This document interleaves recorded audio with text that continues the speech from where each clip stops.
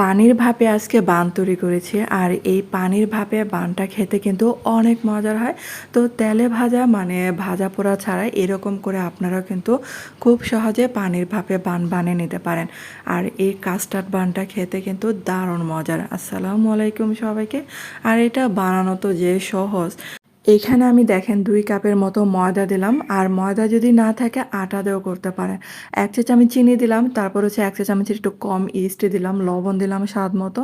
আর এখানে ১ চা চামচ মানে ভরা ১ চামচ গুঁড়া দুধ দিলাম। তো গুঁড়া দুধটা দিলে এটা ফ্লেভারটা অনেক ভালো লাগবে।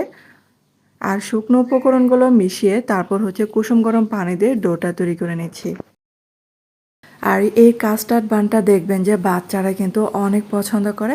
তারপর হচ্ছে ডোটা দেখেন এই যে মাখানো হয়ে গেছে, হাতে একটু তেল মাখিয়ে এটা রেস্টে রেখে দিলাম। আর এখন হচ্ছে ভিতরে পুরটা রেডি করছি, তার জন্য ১ কাপের মতো পানি দিলাম। আর এই যে 1/2 কাপ দিলাম গুঁড়া দুধ, তারপর হচ্ছে 1/2 কাপের অর্ধেক হবে এখানে আমি কাস্টার্ড পাউডার আর চিনি দিলাম স্বাদ অনুসারে আর কি। তারপর হচ্ছে সামান্য একটু লবণ দিলাম। আর আমি কিন্তু চুলার জালটা অন করি নাই, অফ রেখে কিন্তু এটা ভালো করে মিশিয়ে নিতে হবে। আর এখন হচ্ছে চুলার জালটা অন করে তারপর হচ্ছে অনবরত কিন্তু এটা নাড়তে হবে, না হলে কিন্তু আবার দলা পেকে যেতে পারে। আর এই যে দেখেন আস্তে আস্তে কিন্তু এটা আঠালো ভাব চলে আসছে। আর দেখবেন যে শুধু বান খেয়ে কিন্তু কেউ পছন্দ করে না, কারণ হচ্ছে ভিতরে কিছু না কিছু লাগে। আর এরকম করে দেখবেন যে কাস্টার্ড বান বানিয়ে দেবেন, দেখবেন অনেক প্রশংসা করবে খেয়ে। তারপর হচ্ছে সেই ডোটাকে 2টা ভাগে ভাগ করে আমি রুটির মতো বানিয়ে নিয়েছিলাম, মানে মোটা রুটি। আর একটা ভাগ নিয়ে একটা প্লেটে দিয়ে দিলাম। আর প্লেটে হচ্ছে আগে থেকে তেল ব্রাশ করে রেখেছিলাম, তারপর হচ্ছে একটা রুটি দিয়ে দিলাম। আর এই যে কাস্টার্ডটা দেখেন ঠান্ডা হয়ে শক্ত হয়ে গেছে।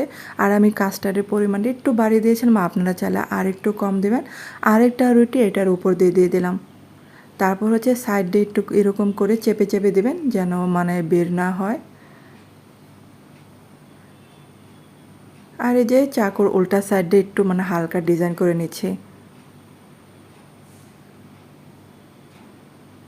তো এই বানটা কিন্তু বানানো অনেক সহজ, যে কেউ কিন্তু বানাতে পারবেন খুব সহজে। তারপরে যে উপর দিয়ে একটু মানে পানি ব্রাশ করে দিচ্ছে, কারণ হচ্ছে এটার উপর দিয়ে তেল ছিটিয়ে দিব তার জন্য। আর এগুলাকে এখন এই যে স্টিম করে নিচ্ছে। আপনারা চাইলে যে কোনো হাঁড়িতে একটা স্ট্যান্ড বসিয়ে দেবেন আর পানি দিবেন তলানিতে, তারপর হচ্ছে যেরকম করে স্টিম করে নেবেন। আর এটা মানে বেশি সময় লাগে না, 5 থেকে 6 মিনিটের মতো কিন্তু হয়ে যায়। আর এই যে একটু ঠান্ডা করে নিয়েছি আর এত সফট হয়েছিল এটা। তারপর হচ্ছে এটা পছন্দ মতো শেপে কেটে নিচ্ছে। আর এই বানটা গরম গরম খেতে এত ভালো লাগে। তো হয়ে গেল কিন্তু এই মজার বানটা। আজকের রেসিপিটা আপনাদের কাছে কেমন লেগেছে অবশ্যই কিন্তু কমেন্টে জানাতে পারেন। আর প্রতিদিনের ভিডিও দেখতে চাইলে আমার চ্যানেলটাকে সাবস্ক্রাইব এবং পেজটাকে ফলো দিয়ে রাখতে পারেন। তাহলে যখনই কোনো ভিডিও আপলোড দিব নোটিফিকেশন চলে যাবে সবার আগে আপনাদের কাছে। আর এই বানটা এতটা সফট হয় যে নামানোর সাথে সাথে কিন্তু শেষ হয়ে যাবে। তাই বানাতে পারেন এই রেসিপিটা।